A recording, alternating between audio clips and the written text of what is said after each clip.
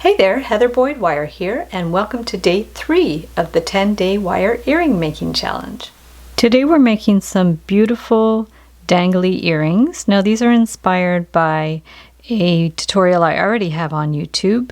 I'll link that up below. So what you're going to need for the project are your tools, some 20 gauge wire. There's optional head pins. You can make them yourself with the 20 gauge wire, earring hooks, and a variety of beads between 4 and 6 millimeters. Now also, if you do want to create yourself a little jig, you can out of wood, but it's totally not necessary. So if you are using your own homemade jig or a commercial jig, you're going to need 3 pegs, and then what you're going to do is somewhat center this on the jig and hold it with one finger and just bring it around like the first peg, and then I always go a little beyond the peg and back so it makes a nice crisp bend, and then the second one and same thing there and back, and then the third one there and back. So now that's if you're using the jig. Now if you're not using the jig, you're just going to use your larger round pliers, and we're just going to go ahead and turn it around. I'm going to compare it with the other ones so we can make a pair. So you're just going to like compare it on there, and then you want to do your next one. And I'm just keeping the direction of the wires the same. Now before you complete that circle, hold it up against the other one so you can make sure it's in the same position. If you need to adjust it at that point you can, but that looks good. And then the same thing, just start it to have a sort of idea of if it's in the right place, and then compare them, bring them up, and I see it's gone a little past that one. So when I go ahead and bend it, I'll just bring it in a titch, so then they're going to be the same size. And then you could even do a double check there to make sure they're in the same position. Looks good. So now what I'm going to do is I'm just going to hold it and then right here with my pliers and bend that up and straighten out the wire, and then flip it over and then do this and bend it up. So you want these to be somewhat straight, and then you're just going to wiggle them around so they're nicely positioned as triangles. And then what you can do is, my little earring hack that I like to do is just put the two together. You can open them up a little bit if you have to, like put these to one side. So make sure these are in the same position, the corners here, and then decide how high you want it to be.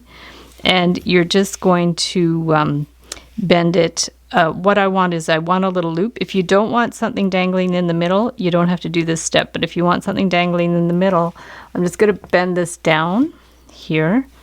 Okay, and then what happens with that is I want to make a loop so I could dangle a bead in the middle. So I'm just going to complete the circle. Okay, complete it, and it goes over to the side, and then bend this up. Okay, you're going to see what I'm going to do with that. So that completes that circle, and then this one too, you're just going to take this, complete the circle,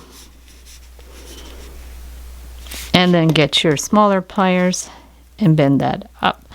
And then what you can do is just eyeball it, like hold this and make sure it's centered. So you might have to move it back and forth a bit to make sure it's somewhat centered. And then you're going to hold this tightly with your hand and bend it around. Okay, and then like that. So it could be either, you know, either way, but that looks good here.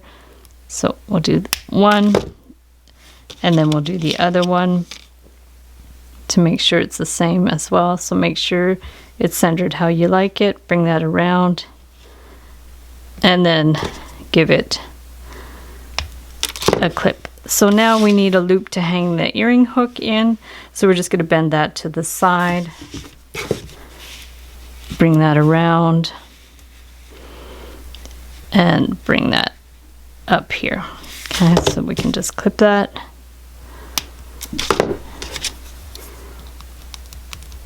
And then the same on the other side. Just try to do the same thing on both sides. What you did on one side, you do on the other. So bend it to the left, bring this around, and around here. Okay, it's nice to give it a little twist, especially if your wire is not like super strong. Otherwise you can just kind of cut it and turn it, which would work as well. So now we have our two pieces. If it gets a little off there, just bend it. And now you can either attach the beads with head pins or you can make your own head pins. So let me show you how to make your own head pins. Basically, you would just take a piece of wire, like an inch or an inch and a half, and you cut it flush for sure at the bottom. And all you have to do is like turn the end. I do have a tutorial about how to make head pins. I'll link that up below. And that basically is your head pin. But because I want to use the commercial ones, I'll just bring those back. And here's our beads. And then you can decide what you want to do. So I'm going to dangle a bead in the middle. So we'll just take our head pin. I'm going to put a faceted bead first. And then I'll put a little hematite bead. And then I can put like a little white bead if I want. And so then we're just going to see if it hangs low enough. That looks good. That might even be too much, so I'll take one off. And then to attach it, you want to cut this to 3/8 or 1/2 inch. You're just going to give it a little trim. And then with your round pliers, you can just take this, bend it back and in. Now don't quite close it because you want to stick it on here. So we're just going to open this up. Bring it in. If you have to open it more, go ahead and open it a little bit more. It's a little tricky to get it inside here, so we're going to bring that inside. And like I said, this is optional if you want to hang a bead. The other option is to twist some wires inside. So we're going to attach the rest of our beads. So we'll just decide what kind of pattern we want. So the good thing that you could do is you can just take these and add your beads as you wish, and then you can decide after how you want it to look. So I would advise putting like 3 beads on each one. I chose some short-ish head pins, so you can always choose longer head pins if you want. That's not a problem at all. And so just go through your beads, see what you have that you like, and just set them up. And then you can decide in what order that you want them. So I'll just do like different combinations. I've got some, I already have hematite, so I'll put this one here and then the white, and we'll just kind of alternate them. So we've got those ones there, and then we need one more combination. So from that, we can go ahead and maybe just get another of the round beads because we have them. And I'll put a hematite, and then I'll have another little miracle bead here. So let's do that. So once you have your 3 designs that you want, then you're going to go ahead and do the same thing we did before. So just take this, bend it back and around. Because these are small head pins, I didn't have to trim them. But if you have to trim them, that's not a problem at all. And then just put it how you see most balanced for the design. And we're just going to put that one there. I'll put the hematite one in the middle. So we'll bend this one back and around. This is a really fun design. This was inspired by a girl that I used to teach art at a local art school. And the girl in my class was making jewelry, and she made one similar to the triangle with the crisscross wires on it. And I thought it was a really cute idea. So I've kind of been inspired by the idea to do similar things. And this is sort of a evolution of that design. That was probably about 15 years ago or something. That was a long time ago. I doubt she's making jewelry right now. But here we go. Our little, it's kind of like a chandelier earring with the little beads dangling down. The sky is the limit for this. And then what you're going to do is attach your earring hook. I just buy these already made. So here we have both earrings. They make a really cute pair, and just if you do like different patterns, just make sure they're sort of like a mirror image, and there you go. Thanks so much for watching the video. Give it a big thumbs up if you liked it. Be sure to subscribe to my channel for lots more DIY wire art and jewelry making videos.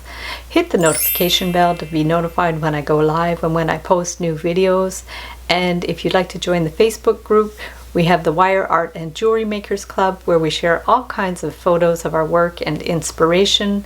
And if you'd like to check out my work on Etsy, my husband and I specialize in custom wedding cake toppers and funky jewelries. I also have a mailing list, so if you'd like to join my mailing list, you can sign up. I'll put the link below, and I'll send you my free Wire Art Essentials ebook. So thanks so much for watching. If you're joining the challenge, be sure to join the Facebook group, and if the challenge is over, no worries, you can still join our Facebook group or check out the event page for creations that people have made in the challenge. So thanks again for watching, and we'll see you the next time.